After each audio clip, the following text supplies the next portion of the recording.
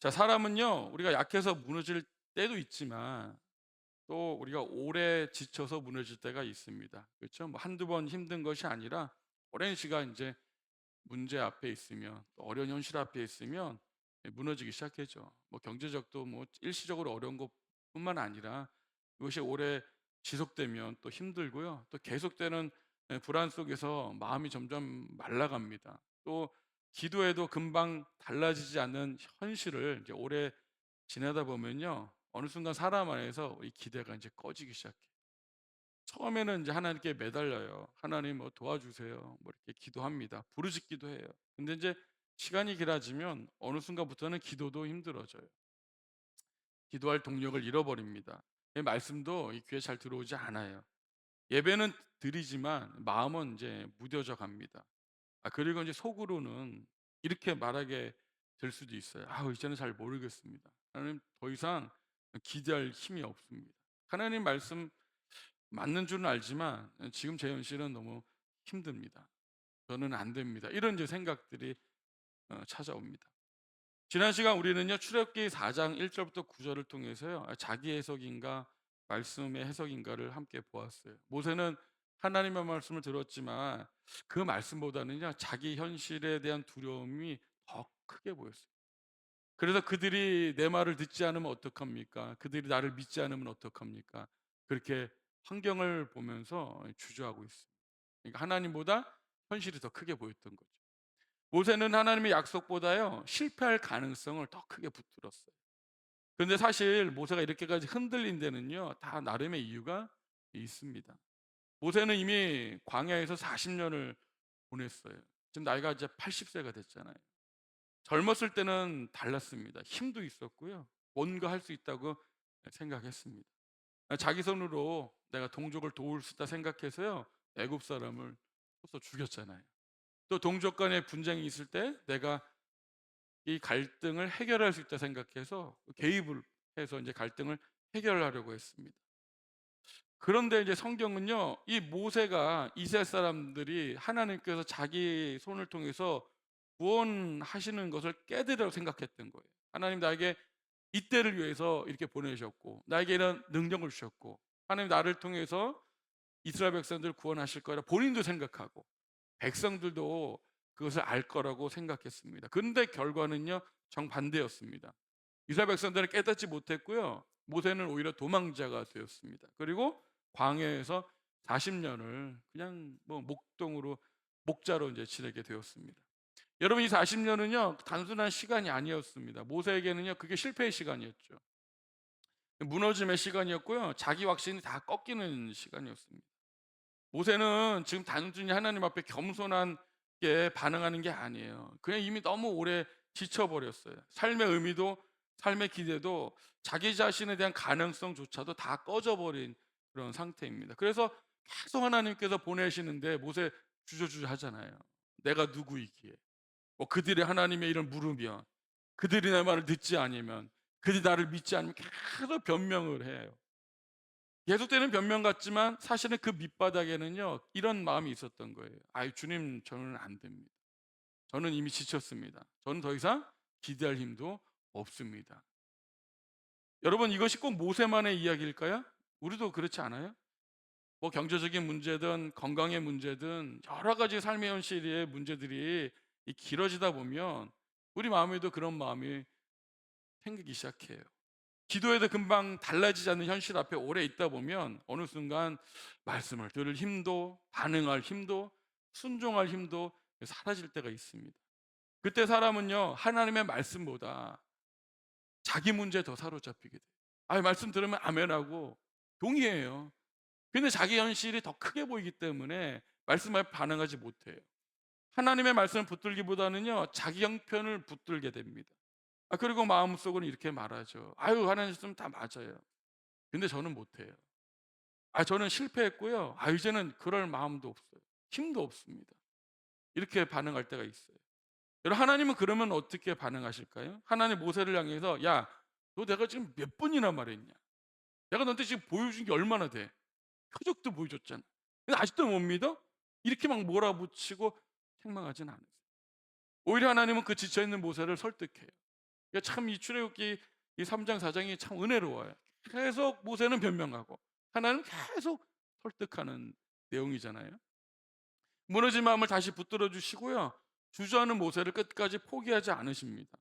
모세가 다시 순종의 자리로 나아갈 수 있도록 하나님께서 오래 참고 붙들어 주세요. 오늘 본문은 바로 그런 하나님을 보여줍니다. 오늘 우리 가운데서도요, 삶에 지쳐서 말씀에 반응할 힘이 없는 사람들이 있을 수가 있습니다. 여러 가지 이유를 말하지만 사실은 지금은 내가 하나님 말씀을 들을 힘조차 없습니다. 하나님의 말씀을 들을 마음이 사라진 상태입니다. 이렇게 말하고 있는지도 몰라요. 고난이 길어지면서 하나님이 나를 더 힘든 자리로 몰아가시는 것처럼 오해하고 있는 분도 계실까요? 오늘 여기서 하나님을 다시 볼 수 있는 눈이 열리기를 바랍니다. 오늘 말씀은요, 우리 분명히 보여줘요. 하나님은 지친 사람을 결코 포기하지 않으세요. 무너진 사람을 그냥 내버려 두지 않으십니다. 말씀 앞에 반응할 힘조차 없는 사람을 하나님은 끝까지 붙드셔서 반드시 일으키십니다. 모세는요, 계속되는 변명을 하잖아요.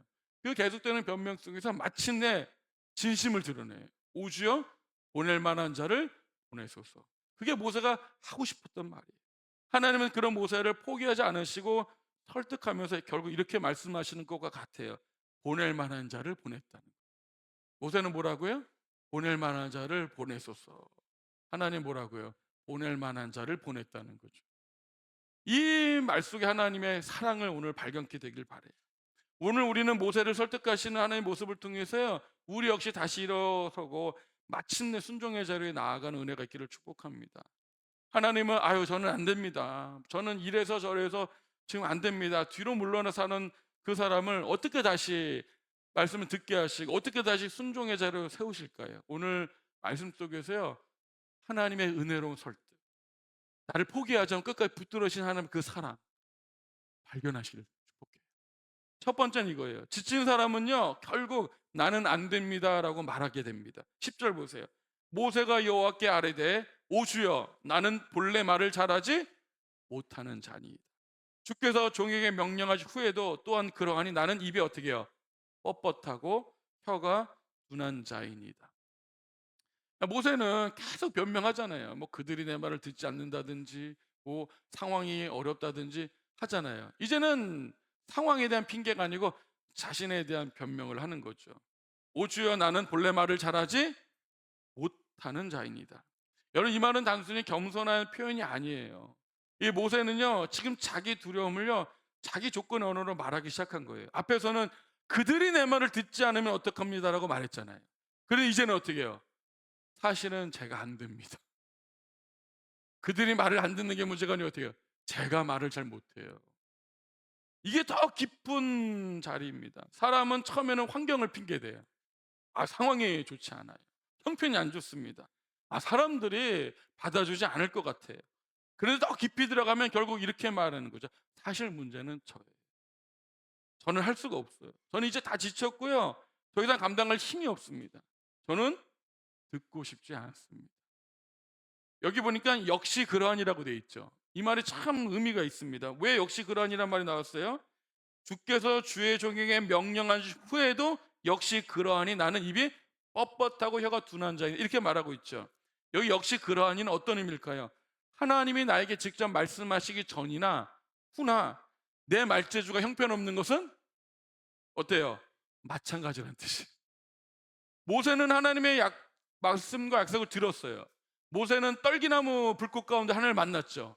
지팡이가 뱀이 되는 이적을 경험했습니다. 손에 나병이 생겼다가 고쳐지는 이적을 보았습니다.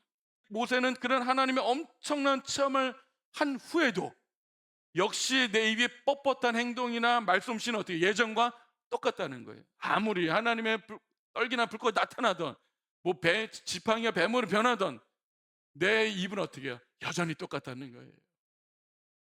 그러하니라 말하고 있는 것과 똑같은 거예요. 하나님의 말씀과 약속을 듣고 하나님의 초자연적인 능력을 경험에도 불구하고 여전히 자신의 한계와 무능력은 그대로라는 사실을 변명을 삼아서 하나님의 명령을 회피하고 있는 거예요. 하나님은 기적도 보여주고 능력도 보여주죠. 맞습니다. 아멘. 그런데요, 저는 여전히 입이 어떻게 해요?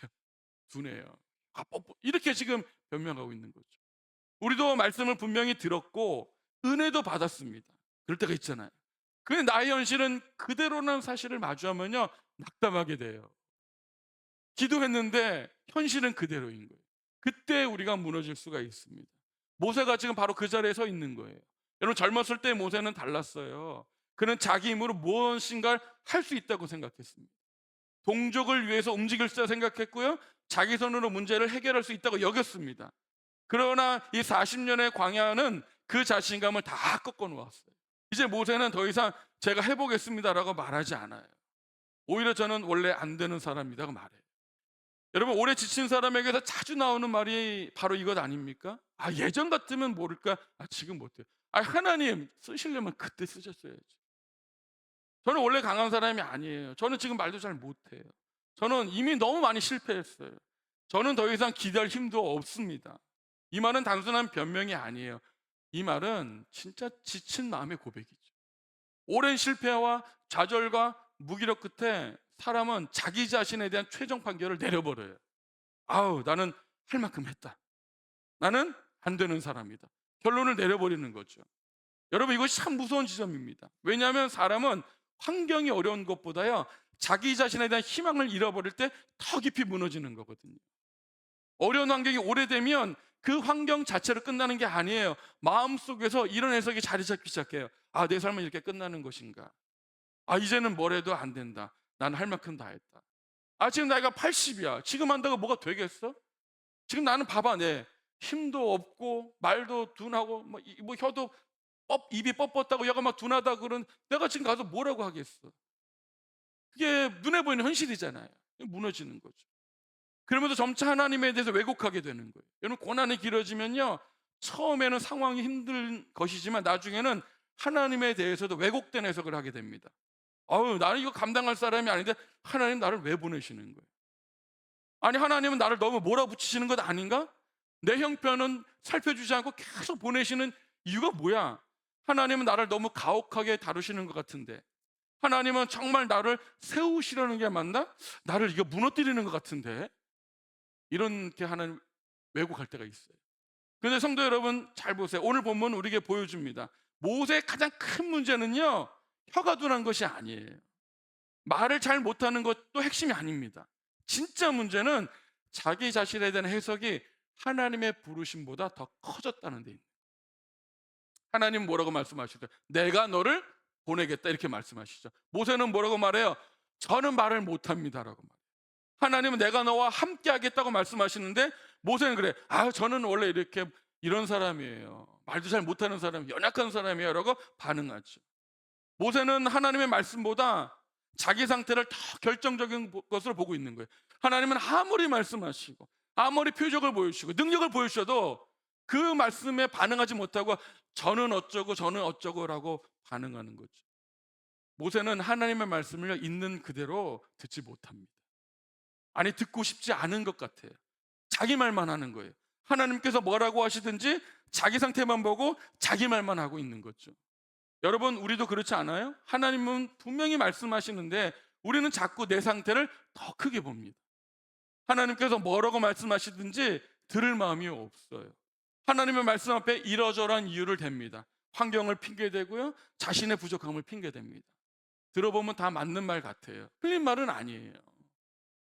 하지만 여기서 믿음의 싸움이 시작되는 거예요. 믿음의 싸움은요, 단지 환경과 싸우는 게 아닙니다. 하나님의 말씀과 내 자기 판단이 충돌하는 자리에 벌어지는 거예요. 아, 여러분들, 우리가 말하는 현실들, 우리가 생각하는 현실들, 이유들 다 맞아요. 그러나 중요한 건 뭐죠? 하나님 말씀보다 내 형편과 현실을 더 크게 보는데 문제가 있다는 거예요.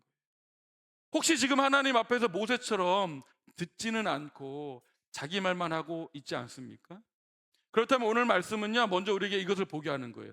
지금 내가 붙들고 있는 것이 현실입니까? 아니면 현실에 대한 내 해석입니까? 여러분, 현실을 붙들고 계세요? 현실에 대한 자기 해석을 붙들고 계세요? 하나님의 말씀이 나를 규정하고 있습니까? 아니면 실패에 대한 경험이, 나의 부족함이 나를 규정하고 있을까요? 여러분, 기도는 아시죠? 사사기 시대에 이 미디안 족속이 이스라엘 쳐들어왔을 때요, 하나님께서 기도원을 부르시면 이렇게 말해요. 큰 용사여라고 말씀하세요.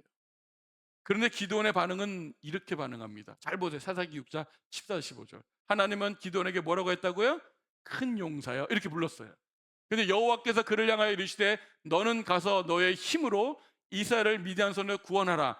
내가 너를 보낸 것이 아니냐 하시니라. 그러나 기도원이 그에게 대답하되 오 주여 내가 무엇으로 이스라엘을 구원하리이까. 보소서 나의 집은 므낫세 중에서 극히 약하고 나는 내 아버지 집에서 가장 작은 자니이다. 이렇게 말씀해요. 이게 모세의 말과 비슷한 거예요. 하나님 부르시는데 기도는 자기 조건만 봐요. 하나님은 내가 너와 함께 하겠다고 말씀하시는데요, 기도는요 우리 집은 약합니다. 나는 가장 작은 자입니다라고 말하는 거예요. 성도 여러분, 이 기도원의 문제는요 단순한 겸손의 문제가 아니에요. 하나님의 말씀보다요 자기 조건을 더 크게 보는 거예요. 그러나 하나님은 그런 기도원도 버리지 않으십니다. 작은 자라고 말하는 그를 통해 결국 설득하시고 보내셔서요 미디안을 무너뜨립니다. 여러분, 이것이 우리에게 주는 위로예요. 하나님은 강한 사람을 부르셔서 쓰시는 것이 아닙니다. 아마 기도원의 말처럼 자기는 가장 작은 가문의 가장 작은 자일 수 있어요. 그게 맞아요. 그런데 하나님은 그렇게 보지 않으세요. 하나님 함께 하시니까 큰 용사라고 보는 거잖아요. 그래서 하나님은 자기가 약하다고 말하는 그런 사람을 붙들어서 하나님의 능력을 나타내는 줄로 믿습니다. 예레미야도 그래요. 여러분, 예레미야가 하나님께서 이렇게 말씀하세요. 내가 너로 여러 나라의 선지자로 세웠노라 이렇게 말씀하세요. 그때 예레미야가 이렇게 반응합니다. 내가 이르되 슬프도소이다. 주 여호와의 보소서 나는 뭐예요? 아이라. 말할 줄을 알지 못하나이다. 누구와 똑같아요? 모세와 똑같아요. 내가 너로 여러 나라 선지자로 세웠다 해도 기쁩니다는 이게 아니고 뭐예요? 하나님 슬픕니다. 저는 아이입니다. 말을 할 줄 못합니다. 말할 줄 모르는 아이 같은 사람이에요. 모세와 똑같죠. 예레미야도 하나님의 부르심 앞에서 먼저 자기 부족을 말하는 거예요. 나는 아이라. 나는 말할 줄을 알지 못합니다. 하나님은 모세의 둔한 혀를 모르고 부르신 것이 아니에요. 기도원의 약함을 모르고 부르신 것이 아닙니다. 예레미야의 부족을 모르고 말씀하신 것도 아닙니다. 우리의 무기력과 두려움을 모르고 하나님이 우리를 부르시는 게 아닙니다. 하나님은 다 아시고도 부르십니다. 그리고 우리가 안 되는 바로 그 자리에서요 하나님의 되심을 드러내는 거예요. 오늘 이 말씀은요 삶에 지쳐있는 성도들에게 이렇게 들려야 합니다. 내 형편이 너를 최종적으로 결정하는 것이 아니야. 너의 실패가 결론이 아니야. 내가 스스로 이제는 안 된다고 결론을 내려도 하나님은 아직 끝났다고 말씀하지 않으시는 거예요.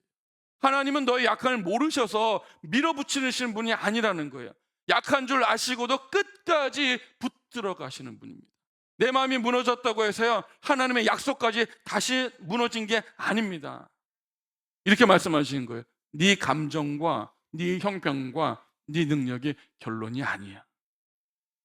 출애굽기 4장 10절은요 단순히 모세 성격 이야기나 말주변 이야기가 아니에요. 이것은 오래 지친 사람이 하나님의 부르심 앞에서 어떻게 반응하는가를 보여주는 말씀이죠. 여러분, 지치면 결국 사람은 그렇게 말해요. 주님, 저는 안 됩니다. 들을 힘조차 여력이 없습니다. 그러나 복음은요 여기서 끝나지 않아요. 하나님은 안 됩니다라고 말하는 모세를 버리지 않으세요. 모세의 부족을 들으시고도요 부르심을 거두지 않으십니다. 오히려 하나님은 그 약함의 자리에서 하나님은 모세에게 아주 중요한 사실을 가르쳐 주세요. 모세야, 네가 말을 만들었냐? 내 입을 지은 이가 누구냐고 물어요. 문제는 네가 무엇을 할 수 있느냐가 아니라 내가 누구냐는 거예요. 아멘? 여러분, 시선이 바뀌셔야 돼요. 자꾸 우리 하나님 말씀에 내가 누구냐로 집중을 해요. 하나님은 이렇게 문제는 네가 무엇을 할 수 있느냐가 아니야. 내가 누구냐. 이게 중요한 거라는 거잖아요. 여기서 두 번째 은혜가 열립니다. 하나님은 지친 사람의 부족함을 책망하시기보다요 그 부족함 너머에 계신 하나님의 주권을 보여주는 줄을 믿습니다. 아멘? 두 번째는요 하나님 부족한 사람에게 내가 함께 한다고 말씀하세요. 11절 12절 보세요. 여호와께서 그에게 이르시되 누가 사람의 입을 지었느냐? 누가 말 못하는 자나 못 듣는 자나 눈 밝은 자나 맹인이 되게 하였느냐? 나 여호와가 아니냐? 이제 가라. 내가 내 입과 함께 있어 할 말을 가르치리라. 모세가 뭐라 그랬어요? 저는 혀가 dur어서 말을 못합니다. 이렇게 말했잖아요. 하나님 먼저 모세의 어떤 조건을 고쳐주겠다고 말하지 않으세요. 말 잘 못해? 내가 말 잘하게 해줄게. 네 발음 고쳐줄게. 그렇게 말씀하지 않으세요. 말 아주 유창하게 말하게 해줄게. 그렇게 말씀하지 않으세요. 하나님은 근본적인 곳을 건드리십니다. 누가 사람의 입을 지었느냐. 이 말씀은 단순히 모세를 꾸짖는 말이 아니에요. 모세의 시선을 자기에서 어디로요? 하나님에게로, 창조주 하나님에게로 돌리는 거예요. 모세는 지금 어디만 보고 있어요? 자기 입만 보고 있어요. 자기 둔한 혀만 보고 있습니다. 자기의 부족함만 보고 있습니다. 그러나 하나님은 시선을 교정시켜서 하나님을 보게 하는 거예요. 야 모세야, 네 누가 만들었어? 야 모세야, 네 약함도 내 주권밖에 있는 것이 아니야. 모세야, 네가 네 자신을 다 설명할 수 생각하지 마라. 너를 지은 이는 누구야? 창조주 하나님 나다. 이렇게 말씀하시는 거죠. 여러분 이것이 얼마나 큰 위로입니까? 왜냐하면 우리는요 자꾸 내 현재 상태를 보면서 하나님 앞에서 스스로 결론을 내려버려요. 그런데 하나님은 오늘 그 모든 자기 판단 앞에 서셔서 이렇게 말씀하세요. 누가 너를 지었느냐? 너를 가장 깊이 아는 이는 네가 아니라 누구라는 거예요? 창조자는 나라는 거죠. 네 상태를 모르고 부르는 것이 아니라 다 알고도 부른 것이라고 이야기하는 거예요. 하나님 우리를 다 모르시는 게 아니에요. 다 아세요. 다 알고 부르시는 거예요. 지금 제가 부족하지만 우리는 주어진 일에 순종은 갑니다. 이런 거죠. 여러분 다 알고도 부르시는 하나님이에요. 이거 은혜입니다. 오늘 꼭 기억해요. 하나님은 다 알고도 부르신다. 하나님 우리의 부족을 발견하고 당황하시는 분이 아니에요. 난 모세야, 너 40년 동안 애굽에서 잘 배우고 능력이 그런 줄 알았지. 그 능력이 다 없어졌어? 몰랐어야. 이렇게 하지 않으세요. 하나님 우리의 연약함을 뒤늦게 하시는 분이 아닙니다. 하나님 우리가 다 무너진 뒤에 야 내가 이 정도일 줄은 몰랐다 야 이렇게 말씀하시는 게 아니에요. 처음부터 다 아세요. 다 아시고도 말씀하세요. 뭐라고요? 이제 가라. 이 말은 네가 충분해졌으니 가라는 뜻이 아니에요. 네가 강해졌으니 가라는 뜻도 아닙니다. 네 두려움이 다 사라졌으니 가라는 뜻도 아닙니다. 하나님 여전히 부족한 모세에게, 여전히 두려워 떨고 있는 모세에게, 자신감 잃은 모세에게도 말씀하세요. 이제 가라. 왜 갈 수 있을까요? 모세가 막 강해졌기 때문일까요? 갑자기 말이 막 유창하게 막 나오기 시작해서일까요? 아니요. 하나님이 함께 하시기 때문에 그래요. 아멘? 내가 네 입과 함께 있어서.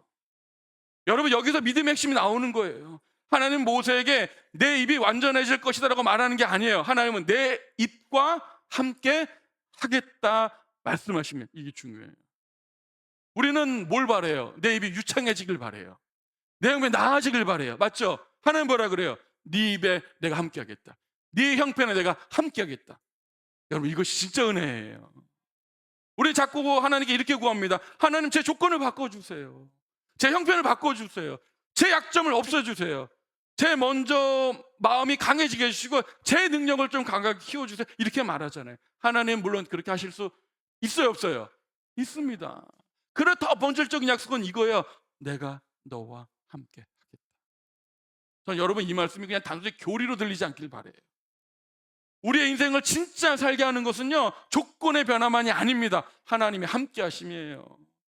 경제적으로 여전히 어렵지만 하나님이 함께 하시면 그 사람 무너지지 않습니다. 마음이 여전히 약하지만 하나님이 함께 하시면 그 사람은 끝나지 않아요. 불안이 여전히 내 마음에 있어도 하나님 함께 하시면 그 사람은 두려움에 삼켜지지 않습니다. 우리는 자꾸 문제가 사라져야 한다 그 생각에 사로잡혀 있어요. 그런데 성경은 더 깊은 짓을 이야기하고 있습니다. 하나님이 함께 있으면 문제가 남아 있어도 사람은 다시 걸을 수가 있습니다. 할렐루야. 이것이 하나님이 우리에게 주시려는 은혜예요. 여러분 예레미야 다시 볼게요. 예레미야를 한번 다시 떠올려보세요. 예레미야가 뭐라고 말했어요? 나는 아이라 말할 줄을 알지 못합니다. 이렇게 말했잖아요. 하나님은 이렇게 말씀하세요. 예레미야 1장 8절 같이 한번 읽어볼게요. 시작. 너는 그들 때문에 두려워하지 말라. 내가 너와 함께하여 너를 구원하리라. 아멘. 항상 똑같아요. 하나님은 예레미야에게 먼저 막 자신감을 심어준다거나 두려움을 없애주거나 그렇지 않아요. 하나님은 할 수 있어. 자신감을 가져. 그렇게 말씀하지 않으세요. 두려울 수 있겠지. 그러나 내가 너와 함께 할게. 이게 중요한 거죠. 믿음은요 자기 확신이 아니에요. 하나님의 함께 하심에 대한 확신입니다. 여러분 이것을 잘 기억하세요. 우리 자꾸 내가 능력 있으면 자기 확신으로 나아가려고 그래요. 그게 아니에요. 하나님이 함께 하시다면 확신이 있을 때 우리가 믿음으로 순종할 수 있는 거예요. 기도원도 마찬가지입니다. 기도원이 아까 뭐라 그랬어요? 큰 용사 그랬더니 저는 약합니다. 우리 집은 미약합니다. 저는 가장 작은 자입니다. 그렇게 했잖아요. 하나님은 이렇게 답하세요. 사사기 6장 16절 같이 읽어볼게요. 시작. 내가 반드시 너와 함께 하리니. 다 똑같잖아요. 하나님 반복해서 자기 백성의 같은 방식으로 말씀하세요. 야, 네가 어떠하냐 보다 내가 너와 함께 하느냐가 더 중요하다고 말씀하세요. 여러분, 우리가 뭐 경제적이든 뭐 육체적 질병이든 뭐 관계 문제든 환경적으로 수많은 어려움들이 있잖아요. 오래되면 지쳐 있습니다. 그때 오늘 이 말씀이 이렇게 들려지길 바래요. 네 형편이 결론이 아니다. 네 삶의 무너짐보다 하나님의 함께 하심이 크다. 네가 너 자신을 붙들 힘이 없어도 하나님은 너를 붙들 수 있다. 너를 무너뜨리려고 괴롭히려고 부르시는 분이 아니다. 하나님은 네 약함 가운데서도 함께 하심으로 너를 세우시는 분이다. 오늘 여러분 이렇게 들려지길 바래요. 하나님은 너를 죽이려고 십자가로 이끄는 게 아니라는 거예요. 너를 그 자리에서 다시 살리시는 분입니다. 하나님은 모세의 약함을요 지적만 하지 않으세요. 그 약함 가운데서 하나님이 함께 하신 임재를 약속하셨습니다. 이것이 복음이에요. 여러분, 우리 인생의 소망은요 나는 괜찮은 사람이다가 아닙니다. 나는 능력 있는 사람입니다가 아닙니다. 우리 인생의 소망은요 하나님이 나와 함께 하신다입니다. 여러분, 이 말씀 붙드시기 바랍니다. 여기서 우리 한 가지 더 붙들어야 할 것이 있습니다. 하나님은 뭐라고 말씀하세요? 내가 내 입과 함께 있어서라고 말씀하신 후에 이렇게 말씀하세요. 할 말을 가르치리라. 하나님은 단지 함께 계시는 분만이 아니라요 필요한 것을 그때그때 공급하시는 분이세요. 모세가 막 미리 다 준비가 되어 있어서 가는 것이 아닙니다. 가면서 배우는 거예요. 순종하면서 공급받는 거예요. 우리는 어떻게 해요? 문제가 해결돼야 가려고 하잖아요. 입이 뻣뻣한 게 막 풀어지고 혀가 둔한 게 부드러워지고 말이 막 유창하게 나오는 거 내가 확인하고 그 집에 가겠습니다 하잖아요. 아니에요. 하나님은 가라는 거예요. 가면 뭐예요? 할 말을 가르치라. 그때 공급하시겠다는 거예요. 여러분, 이것은 우리에게 매우 중요합니다. 우리는 자꾸 그렇게 생각해요. 다 준비하면 가겠습니다. 마음이 회복되면 순종하겠습니다. 형편이 나아지면 그때 믿음으로 살겠습니다. 확신이 생기면 움직이겠습니다. 우리는 늘 그렇게 말을 해요. 하나님은 근데 보통 그렇게 일하지 않으세요. 뭐라고 말하세요? 먼저 가라. 그리고 그 길에서 가르치십니다. 먼저 순종의 발걸음을 떼게 하세요. 그리고 그 걸음 속에서 채워주시는 분입니다. 성도 여러분, 만나의 광야 길에서 또 똑같아요. 만나도 광야 길에서 막 내렸잖아요. 요단강도 발을 들여놓을 때 갈라졌잖아요. 이 요단강 앞에서 갈라진 다음에 건너겠습니다. 안 갈라져요. 발을 디디라는 거예요. 한 발을 담그면 갈라지는 거예요. 아브라함도 갈 바를 알지 못하고 떠났잖아요. 그런데 정확하게 약속의 땅에 이르렀습니다. 여러분, 이게 믿음의 원리예요. 하나님의 공급은 종종 순종 이후에 경험될 때가 많아요. 그러면 내가 충분해지면 가겠다, 문제가 해결되면 하겠다, 환경이 좋아지면 순종하겠다, 그거는 신앙의 말처럼 보이지만 아니요, 사실은 여전히 자기 조건을 기준으로 삼는 태도예요. 믿음은 반대로 말합니다. 지금의 나는 부족하지만 하나님이 함께 하시면 가겠습니다. 그러므로 성도 여러분들, 오늘 출애굽기 4장 11절 12절 이렇게 말씀하는 거예요. 너의 약한 문제가 아니야. 문제는 네 그 약함보다 하나님을 더 크게 보느냐 하는 것입니다. 네 입이 둔할 수 있지, 네 입이 뻣뻣할 수 있지, 네 마음이 약할 수 있지. 그럼 네 형편이 안 될 수 있지. 네 삶이 오래 지칠 수 있었다. 그러나 하나님이 함께 하시면 그런 약함보다 이 음성이 들려지길 바라요. 믿음은 나는 괜찮다라고 말하는 것이 아니에요. 나는 부족하지만 하나님이 나와 함께 하신다라고 말씀하는 것입니다. 할렐루야. 오늘 우리가 붙들어야 두 번째 진리는 이것입니다. 하나님 부족한 사람에게요 함께 하시겠다고 약속하시고요, 그 함께 하심으로 다시 걷게 하신다. 우리 믿음은요 내 부족한 것이 해결돼서 걷는 게 아닙니다. 부족한 가운데서도 하나님이 함께 하심으로 다시 걷는 것이 믿음입니다. 아멘. 세 번째, 하나님이 끝까지 물러서는 사람을요 포기하지 않으시고 마침내 사명의 자리, 순종의 자리로 이끄십니다. 한번 보세요. 13절. 모세가 이르되 오 주여 보낼 만한 자를 보내소서. 여호와께서 모세를 향하여 노하여 이르시되 레위 사람 네 형 아론이 있지 아니하냐. 그가 말 잘하는 것을 내가 아노라. 그가 너를 만나러 나오나니 그가 너를 볼 때 그의 마음에 기쁨이 있을 것이라. 너는 그에게 말하고 그의 입에 할 말을 주라. 내가 내 입과 그의 입에 함께 있어서 너희들이 행할 일을 가르치리라. 그가 너를 대신하여 백성에게 말할 것이니 그는 내 입을 대신할 것이요 너는 그에게 하나님같이 되리라. 너는 이 지팡이를 손에 잡고 이것으로 이적을 행할지니라 하며. 여기까지 오잖아요. 이제 모세는요 더 이상 몰라서 정보가 부족해서 주저하는 게 아니에요. 하나님은 이미 다 말씀하셨어요. 표적과 기적과 이적도 다 보여줬습니다. 하나님 함께 하신다는 약속도 주셨습니다. 입과 함께 하겠다는 거 주셨습니다. 그러나 모세는 여전히 어떻게 해요? 뒤로 물러서. 여러분, 이것이 얼마나 우리와 비슷한 모습인지 몰라요. 우리도 처음에는 주님 제가 몰라서 그랬어요 라고 말하지만 하나님 말씀하시고 위로하시고 붙들어 주시고 다시 일으켜 주셔도 어느 순간 마음 깊은 곳에서는요 이렇게 말할 때가 있습니다. 주님 저는 지쳐서요 싫습니다. 주님 그냥 다른 사람 시키면 안 됩니까? 저는 여기까지인 것 같아요. 저는 더 이상 같이 못하겠습니다. 그게 진짜 하고 싶은 말 아니었을까요? 이것이 오래 지친 사람의 마음이에요. 이거 진짜 속마음이에요. 하고 싶지 않았습니다. 단순히 겁이 나는 정도가 아닌 거예요. 순종할 마음 자체가 아주 말라버린 상태. 오랜 삶의 현실 속에서 지침은 그런 거죠. 한두 번 실패한 것이 아니라 너무 오래 눌리다 보면 나중에는 형편만 무너지는 것이 아니라 마음이 무너지는 거예요. 모든 지킬 만한 것 중에 마음을 지키라 그랬거든요. 내 생명의 근원이 마음에서 난다 그랬거든요. 오늘 불안과 우울 속에 오래 있었던 사람도 그렇습니다. 처음에는 벗어나 보려고 애쓰지만 시간이 길어지면 나중에는 그게 그냥 내 인생인가 보다 하고 주저앉게 되는 거죠. 시험 든 사람도 그렇습니다. 처음에는 따지고 묻다가 나중에는 아예 마음을 닫아버려요. 모세가 지금 바로 그 자리에 있는 거예요. 더 놀라운 것은 하나님은 여기서 모세를 버리지 않는 거예요. 네 마음이 진짜 그거였구나. 알았다. 딴 사람 알아보마. 그렇게 하지 않았다는 거예요. 여기 보면 본문에 이렇게 말합니다. 여호와께서 모세를 향하여 뭐 했다 그래요? 노하여. 분노하셨다. 진노하셨다 그래요. 이 말씀 우리가 조심해서 잘 들으셔야 됩니다. 여태까지 하나님은 모세 거절해도 주저해도 책망하지 않으시고 화내지 않으시고 계속 설득해 오셨는데 여기 끝내 화 내셨어요 안 내셨어요? 내셨어요 안 내셨어요? 내셨어요. 그거 봐 결국 하나님 끝내 화내잖아. 이렇게 가시면 안 돼요. 잘 들으셔야 돼요.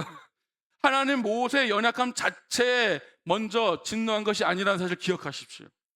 하나님이 오래 참으셨어요. 여러 번 말씀하셨고 표적까지 보여주셨고 모세의 두려움과 주저움도 견디시면서 설득하면서 끝까지 붙들어 주셨습니다.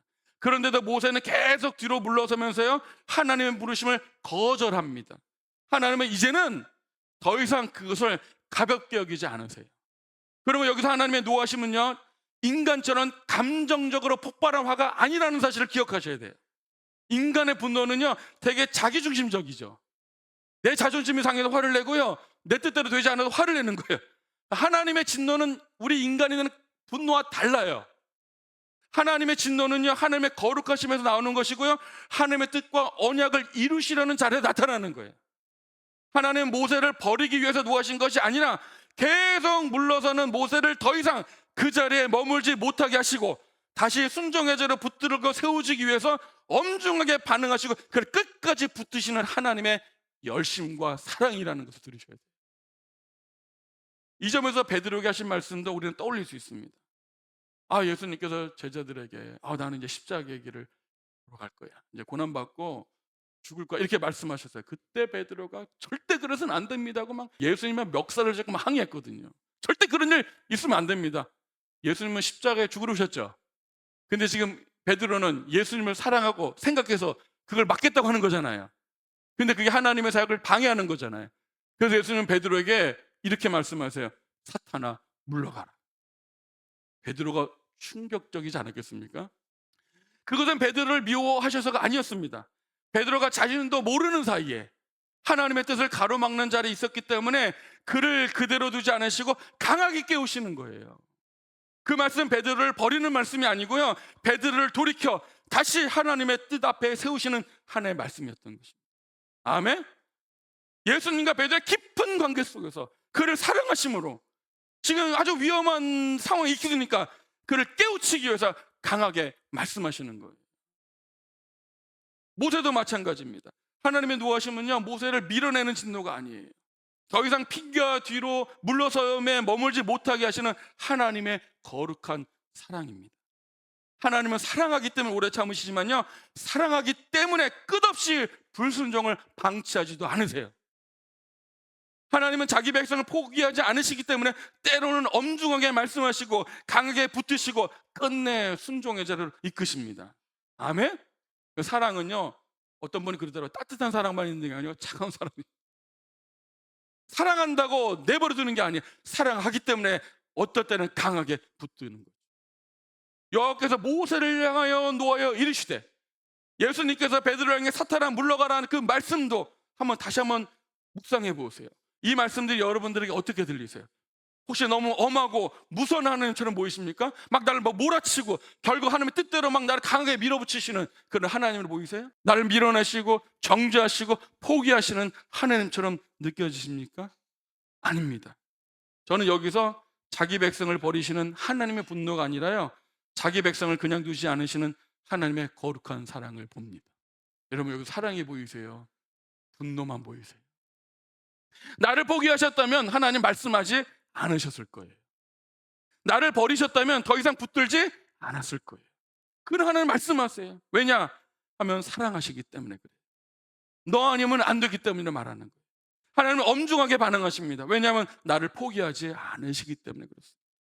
저는 여기서 나를 강하게 붙들어서 다시 순종의 자리에 돌이키시는 하나님의 사랑을 봅니다. 여러분도 오늘 그 사랑을 보길 바라요. 여러분, 이거 참 중요하잖아요. 하나님 우리 연약함을 아시고 오래 참으세요. 그렇다고 해서 우리 불순종을 끝까지 괜찮다고 말씀하진 않으세요. 오래 참으시지만 끝까지 참진 않으십니다. 하나님은 지친 자를 긍휼히 여기시지만 그렇다고 해서 그 지침 속에 영원히 머물러 있으라고 허락하지도 않으세요. 하나님은 두려워하는 자를 붙드십니다. 그리고 결국 순종의 자리로 이끌어가세요. 어떤 사람은 하나님을 너무 엄한 분으로만 오해해요. 너무 무서운 분으로만 오해하는 거예요. 조금만 약해도 막 책망하고 버리시는 분처럼 생각해요. 반대로 어떤 사람은요, 하나님의 사랑을 너무 가볍게 생각해요. 내가 계속 뒤로 물러나도 계속 핑계를 대도 하나님은 다 은혜로 괜찮다고 하실 거예요. 그렇게 가볍게 생각할 수 있어요. 하지만 성경은 분명히 말합니다. 둘 다 아니라. 하나님은 거룩하시기에 불순종을 가볍게 여기지 않으세요. 동시에 하나님은 언약의 하나님이시기 때문에 자기 백성을 포기하지 않으십니다. 저는 이 점에서요, 요나가 떠오르더라고요. 요나도 하나님의 부르심에 도망갔죠. 내가 니느웨로 보냈더니 반대편으로 다시스 도망가잖아요. 니느웨로 가는 말씀에서 정반대로 도망가는 거예요. 이것은 단순한 악함이 아니라 아주 명백한 거절이었습니다. 하나님 말씀 듣고 싶지 않습니다. 반대로 도망간 거예요. 그러나 하나님은 요나를 포기했어요? 않으셨어요. 폭풍을 보내시고 큰 물고기를 준비하시고 다시 부르셔서 순종의 자를 세우셨잖아요. 하나님은 도망간 요나를 버리지 않으시고요, 물러서는 모세도 포기하지 않으십니다. 그러므로 저는 오늘 여호와께서 모세를 향하여 이르시되, 이 말씀은 우리에게 이렇게 들리길 바라요. 그래도 나는 너를 포기하지 않는다. 모세를 향하여 노하여 하나님은 모세를 포기하지 않는다. 우리를 향하여 진노하시는 것을 느껴도 나는 너를 포기하지 않는다. 이 은혜의 말씀으로 들려지길 바랍니다. 하나님은 여러분 사람을 통해서 은혜를 베푸세요. 여기 보세요. 하나님 모세에게 뭐라고 말씀하세요? 레위 사람 내 형 아론이 있지 아니하냐. 네가 입이 둔하다니까 누굴 보내세요? 형 아론을 보내서 대신 대변인이죠. 대변인을 보내세요. 저는 이 말씀을 보면 하나님 모세를 버리지 않으시고요, 아론에게 붙여서 부족한 부분을 채워주는 거잖아요. 모세는 나는 말을 못합니다. 그러나 하나님은 그럼 너는 빠져, 이게 아니고 돕는 손을 붙여주십니다. 여러분, 이 장면 참 은혜롭죠. 하나님 우리를 부르실 때 언제나 모든 것을 혼자 감당하게 두지 않으세요. 하나님은 공동체를 주시고요, 동역자를 붙여주시고요, 함께 가게 하시는 줄로 믿습니다. 어떤 사람은 하나님 나를 부르시면 모든 것을 내가 혼자 감당해야 되는 것처럼 생각해요. 그래서 더 두렵고 그래서 더 듣고 싶어집니다. 근데 성경은 하나님은 종종 우리의 부족을 다른 사람을 통해서 채워주세요. 모세에게는 누가 있었어요? 아론이 있었습니다. 엘리야에게는 엘리사가 있었습니다. 오늘날 신약 교회도요, 공동체가 있었어요. 바울에게도 실레와 디모데가 있었잖아요. 늘 하나님은 함께 세워주세요. 이게 하나님 은혜를 베푸시는 방식이에요. 여기 중요한 메시지를 우리에게 줍니다. 하나님 우리를 홀로 두지 않으세요. 때로는 말씀으로 붙들어 주시고요, 때로는 사람을 붙여서 순종하게 하십니다. 하나님 우리를 혼자 부르시는 것이 아니라 교회 공동체로 부르시는 줄로 믿어요. 그 공동체를 통해 말씀하시고 또 기도로 위로하게 하시고 때로는 말로 위로하게 하시고 때로는 실제적인 도움으로 우리를 붙들어 주십니다. 하나님은요, 은혜를 베푸실 때 종종 사람을 통해서 은혜를 베푸세요. 그래서 여러분들, 저는 교회 공동체를 가볍게 여기지 마십시오. 함께 예배드리는 성도들, 나를 위해 기도해 주는 사람들, 때로 나를 붙잡아 주는 그 한 사람, 그 사람은 내 그냥 주변인의 한 사람이 아니고요, 하나님이 나에게 붙여주신 은혜의 통로일 수가 있습니다. 아멘? 저도 마찬가지예요. 저도 막 이렇게 주어진 일은 하여튼 최선을 다하려고 애를 써요. 저도 막 노회에서 본의 아니게 임원을 맡게 됐잖아요. 하여튼 뭐 힘들었지만 최선을 다해서 감당했어요. 감당하니까요, 그 과정 속에서요, 좋은 사람들을 만나요. 또 그걸 통해서 새로운 길이 또 열립니다. 아멘?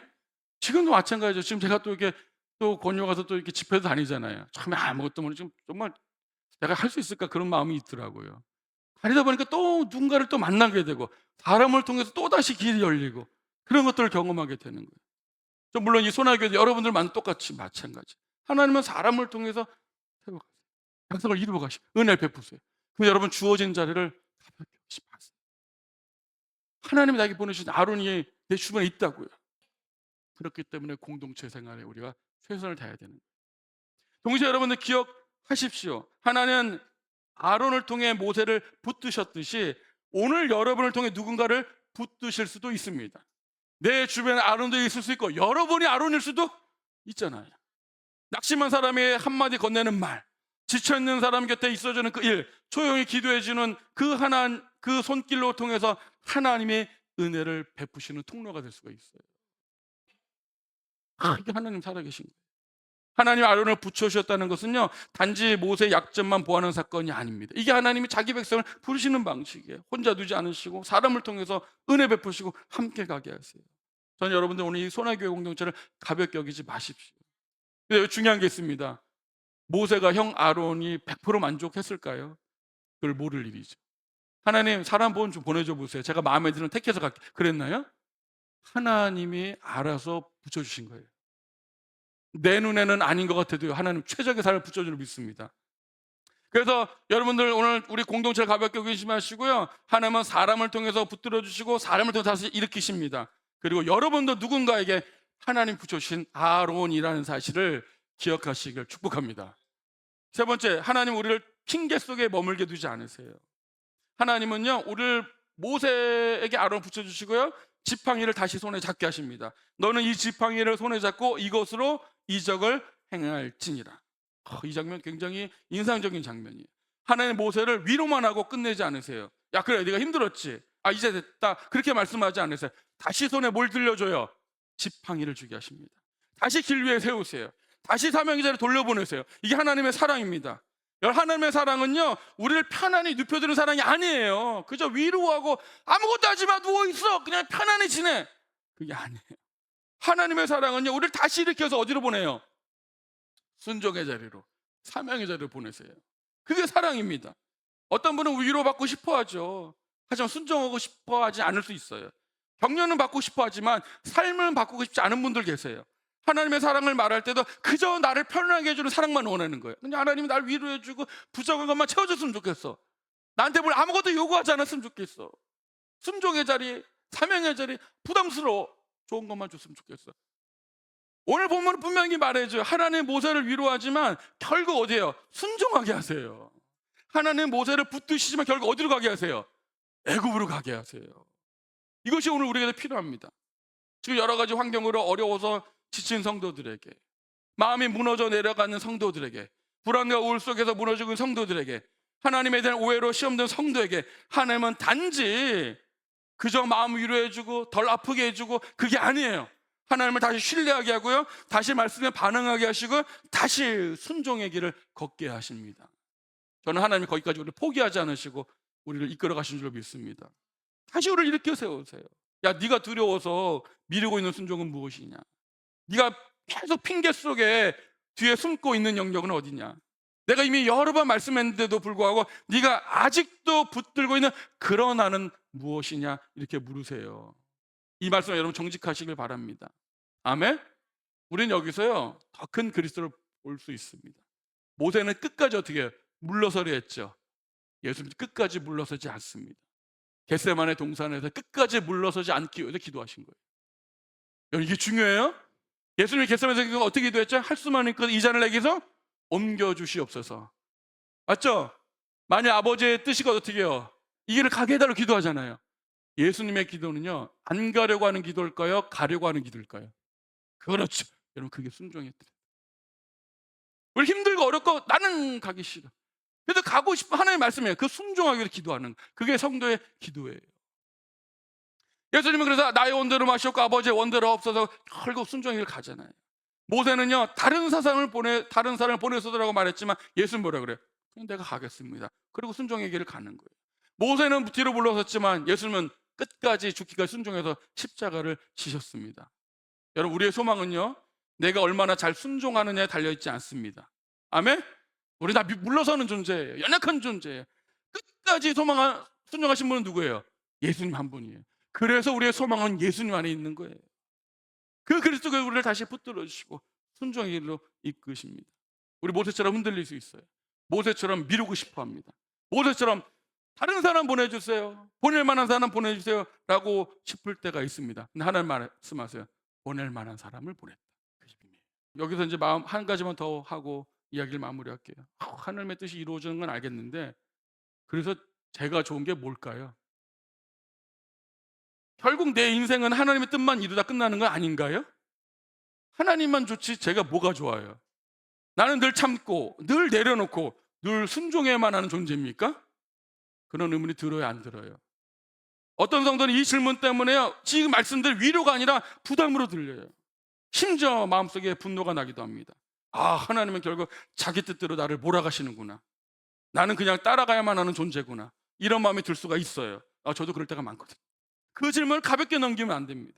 왜냐하면 오래 지친 사람일수록, 오래 아픈 사람일수록, 오랜 실패와 무기력에 겪은 사람일수록 순종이라는 말이 쉽게 은혜로 들리지 않는 것은 사실이에요. 맞죠? 경제적으로 오래 눌려있는 사람한테 또 믿으라는 말은요 부담으로 들릴 수가 있어요. 수많은 마음이 무너지는 그 마음 불안과 우울 속에서 다시 일어나는 말은요 폭력의 말처럼 들릴 수가 있어요. 하나님이 엄하신 분으로만 느껴지는 성도의 순종하는 말은요 야, 또 네가 맞춰라는 말만 들릴 수가 있죠. 그래서 성도 여러분 잘 기억하세요. 성경의 하나님은요 우리를 자기 뜻을 이루기 위해서 소모품으로 다루시는 분이 아닙니다. 하나님 먼저 우리를 어떻게 해요? 살리시는 분이에요. 하나님은 뜻은 하나님 혼자 좋으시려고 우리를 밀어붙이시는 분이 아니라는 거예요. 하나님의 뜻은요 자기 백성을 죄와 두려움과 거짓 해석과 자기 연민과 헛된 붙들면서 건져내어서요 생명으로 이끄시는 분입니다. 그러므로 여러분, 하나님 모세를 다시 순종의 자를 부리시는 것은요 그저 모세를 괴롭히려고 하시는 것이 아니에요. 모세를 광야에 무너진 자리에서 끝나게 하지 않으시려는 거예요. 모세를 실패한 사람으로만 남겨두지 않으시려는 거예요.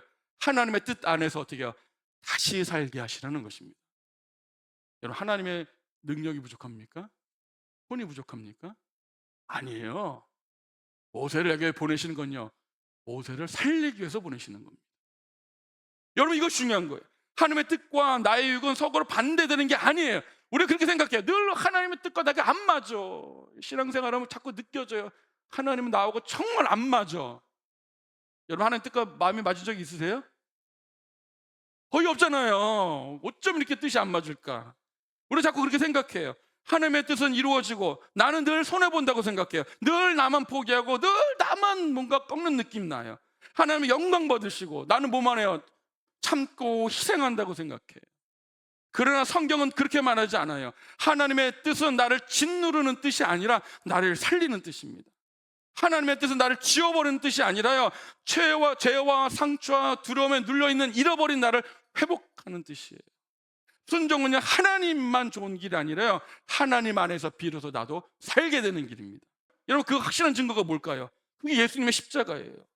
하나님은 정말 우리를 자기 뜻만 이루기 위한 도구처럼 여기시다면 굳이 자기 아들을 내어주실 필요가 없잖아요. 그냥 명령만 하시면 되잖아요. 복종만 요구하면 되잖아요. 그런데 하나님은 그렇게 하지 않으셨어요. 하나님 먼저 자기 아들을 내어주실 줄로 믿습니다. 이것은 하나님이 우리에게 너는 나를 위해 희생해라, 그렇게 말씀하시는 분이 아니라 내가 너를 위해 여기까지 간다라고 먼저 보여주신 거예요. 여러분, 그 사랑이 보이세요? 십자가는 하나님이 우리를 이용하는 분이 아니라 우리를 살리기 위해서 자기 자신을 내어주신 분이라는 가장 확실한 증거입니다. 부활은 뭘까요? 부활은 하나님의 길이 결국 실패로 끝나지 않는다는 선언이잖아요. 확실한 증거예요. 예수님의 십자가는요, 사람의 눈에 보이는 막힘이에요. 패배 같아요. 끝난 것 같아요. 십자가 지라는 말은 여러분 얼마나 힘들고 부담스럽게 들리세요? 아니에요. 하나님 그 십자가를 통해서 구원을 이루시고 부활로 생명의 길을 드러내는 거죠. 십자가는 끝이 아니에요. 부활로 가는 길이죠. 십자가가 죽으면서 부활이 없어요. 우리를 살리기 위해서 십자가로 몰고 가시는 거예요. 그게 하나님의 사랑 아니겠습니까? 저는 이 말이 우리에게 위로가 되길 축복합니다. 하나님의 뜻에 순종하는 길이요, 당장은 손해처럼 보여요. 당장은 막힌 것처럼 보입니다. 그러나 그 길은 결국 우리를 죽이는 길이 아니라 우리를 살리는 길입니다. 사망이 엄침한 골짜기가 우리를 죽일 것 같은 길일지 몰라도 그 길을 지나야 참된 생명과 우리를 살리시는 은혜가 있는 줄로 믿습니다. 그러면 성도 여러분, 순종은요, 하나님만을 위한 길이 아닙니다. 순종은요, 하나님 안에서 내가 비로소 살게 되는 길이라는 것입니다. 하나님의 뜻은요, 나를 없애는 뜻이 아니라요, 참된 나를 회복하는 뜻이에요. 하나님은 나를 소모시키는 분이 아니라 나를 살리시고 회복하시면서 하나님의 뜻 안에서 가장 복된 자리로 이끄시는 분인 줄로 믿습니다. 아멘. 오늘 꼭 이 말씀이 들려지길 바라요.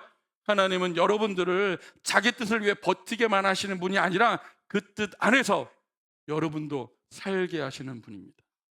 순종은 하나님께만 유익한 길이 아니라 하나님 안에서 비로소 내가 살게 되는 길. 아멘. 저도 그래요. 순종하는 길이 사역이 힘들죠. 근데 그 길 속에서 정말로 은혜가 많이 경험해요. 그게 하나님이죠. 결론입니다. 지치는 사람은 나는 안 됩니다라고 말하죠. 인간이 무너지는 거예요. 하나님 부족한 사람이 내가 함께 가겠다고 말씀하세요.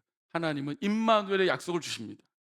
그리고 하나님은 결코 우리를 포기하지 않으시고 끝내 순종의 자리로 보내십니다. 아멘.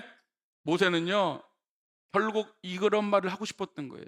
보낼 만한 자를 보내소서. 저는 가기 싫습니다. 갈 힘이 없습니다. 이 말은 단순한 제안이 아니었던 거예요. 사실 이런 뜻이잖아요. 주님, 저는 아닌 것 같아요. 다른 사람 보내주세요. 저는 더 이상 못하겠습니다. 지쳤습니다. 그러나 하나님은 그런 모세를 포기하지 않으세요. 모세의 변명을 들으셨고요, 그의 두려움을 아셨고요, 그의 지친 마음도 아셨습니다. 그리고 끝내 하나님 모세를 붙드시고 설득하시고 다시 보내세요. 모세는 보낼 만한 자를 보내소서라고 말했지만 하나님은 뭐라고 말씀하시는 것 같아요? 내가 보낼 만한 자를 보냈다라고 대답하시는 것 같아요. 그게 부담으로 들리세요? 사랑으로 들리세요? 오늘 이것이 오늘 주시는 은혜입니다. 오늘 물러서고 싶어 하죠? 저는 안 됩니다. 포기하고 싶어요. 지쳐있고 기도할 힘도 없고 순종할 마음도 다 식어버렸습니다. 하지만 하나님은 그런 여러분을 포기하지 않으십니다. 나는 물러서고 싶어도 하나님 포기하지 않으십니다. 나는 지쳐있어도 하나님 포기하지 않으시고 반드시 순종의 자리로 이끌어 주시는 줄로 믿습니다. 할렐루야. 오늘 여러분 이 장면들이 은혜로 보이세요? 은혜로 보이시는 눈이 열리길 바라요. 하나님 우리를 순종의 자리로 이끄시는 것은 우리 괴롭히기 위해서가 아닙니다. 바로 그것이 우리가 사는 길이기 때문에 그래요. 하나님의 뜻은 하나님의 좋은 뜻이 아니에요. 자기 백성을 살리고 회복시키고 참 생명으로 이끌어 가십니다. 다시 우리를 말씀의 자리로, 예배의 자리로, 기도의 자리로 순종에 이끄시는 것은 우리를 소모품으로 사용하기 위해서가 아니라 우리를 살리기 위해서입니다. 저도 그런 마음이 있어요. 여러분 목회할 때 이렇게 봉사를 이렇게 맡기면서요, 그게 여러분들의 입장에 부담일 수 있죠. 아니요. 저는 그 봉사가 여러분들을 살리는 줄로 믿습니다. 그걸 많이 경험해요. 그게 우리를 살리시는 하나님의 사랑이에요. 말씀을 이렇게 마칠게요. 우리는 다시 일어서는 이유는요, 내가 강해서가 아닙니다. 내가 준비되어 있어서 아니에요. 모든 문제가 해결되어서도 아닙니다. 나보다 먼저 예수님께서 보내셨고 순종하게 하시고 우리의 일을 이루셨죠. 그 예수님의 소망 안에서 우리를 다시 일으켜 세우시는 거예요.